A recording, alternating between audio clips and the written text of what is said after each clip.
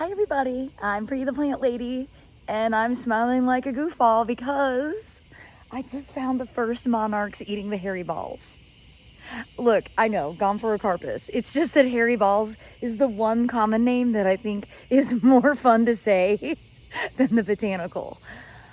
I am so excited because I planted these and the plants are really strong, like way better than the milkweeds. Because many of the milkweeds are already completely defoliated and they have to grow back from caterpillars in the last couple of days. And I've been wondering if they would find these, and they have. Mission accomplished. Okay, let me turn the camera around. So here we have a nice big fat monarch and another one right here, and then another one right here. Oh, I'm so thrilled. And obviously you see these plants are like as tall as me. There's another Gomphorocarpus there. You can see the hairy balls, the seeds. And then there's another one here. And I don't see, oh yes, I do. Oh my God, you guys. This is so exciting. There's another monarch caterpillar. If I can get it to focus, there we go. Oh my goodness. And then there's another really tall one here. Like this is way taller than me.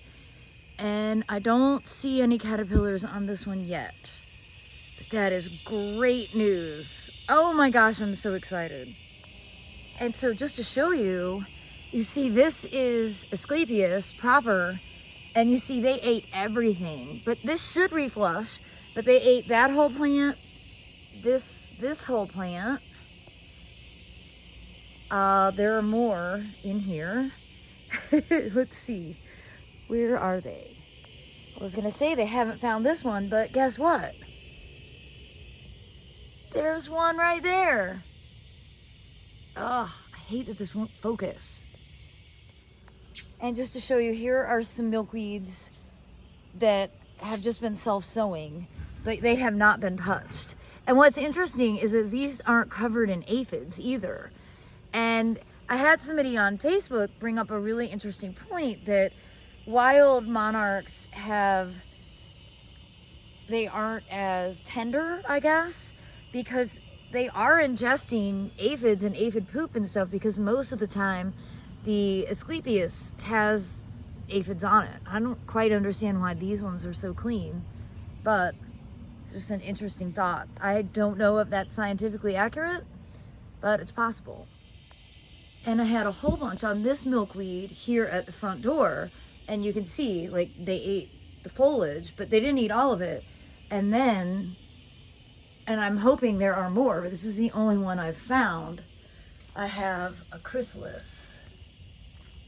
So, I think this is in a really good spot here, protected on the front porch.